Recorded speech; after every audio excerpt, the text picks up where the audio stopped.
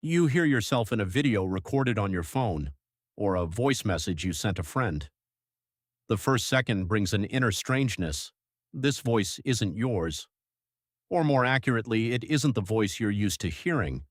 Something about it is off, sharp, different. You feel like you're listening to someone else saying your exact words. It could be your voice in a WhatsApp voice note you sent a coworker. It could be an old phone video from a trip with your friends.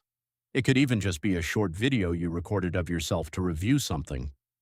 Whatever the context, the same moment repeats itself. Your hand automatically moves toward the stop button. Your face scrunches up slightly. A small voice inside says, "I don't talk like that." This moment happens to everyone. No one hears their recorded voice and feels comfortable the first time. You usually feel a slight embarrassment. You feel like people have always been hearing you sound this strange, and you are the only one living inside an illusion of a different voice. The simple question that comes up is, why does my voice sound so strange when I hear it recorded? But the real answer is much stranger than that. This isn't a psychological illusion, and it isn't just a microphone problem. It comes down to something purely physical, happening inside your body every moment you speak, without you noticing it at all. You literally hear your own voice through two completely different pathways at the same time, and your brain blends the two together to produce the voice you think you know. And that voice, surprisingly, is closer to an illusion than to the truth. Let's start from the basics. Sound is fundamentally just vibrations moving through air. When you speak, your vocal cords vibrate, and that vibration turns into sound waves that travel through the air and reach any nearby ear, translating into sound.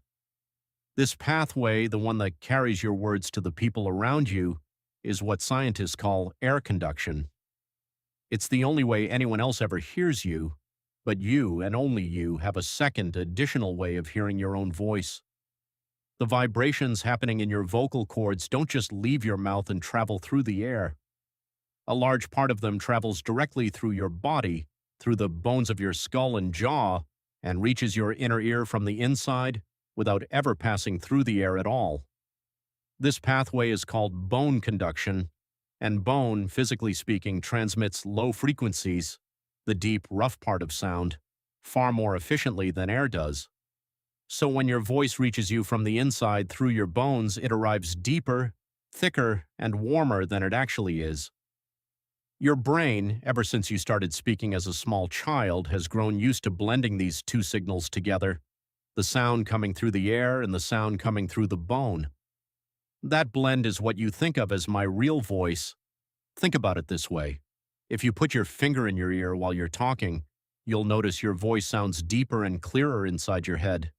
That's because in that moment you reduce the amount of sound coming from the outside air, so you're left hearing mostly the version coming through your bones, deeper and warmer. That's the same reason your voice, when you're speaking normally, feels thicker and heavier to you than it does to anyone standing in front of you.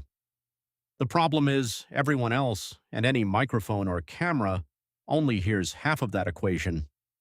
They only hear the sound that travels through air, with no contribution from your bones at all.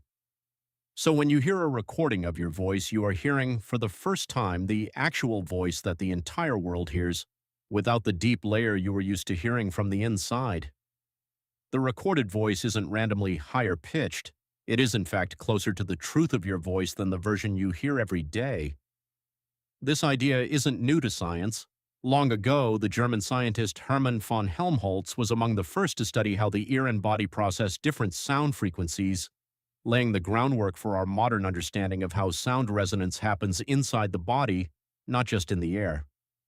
His work later helped scientists understand why bone transmits sound so differently from air. There's another detail that confirms this idea further. People who hear their voice directly during a recording, through in-ear headphones for instance, describe a completely different feeling than the moment they hear the finished recording afterward.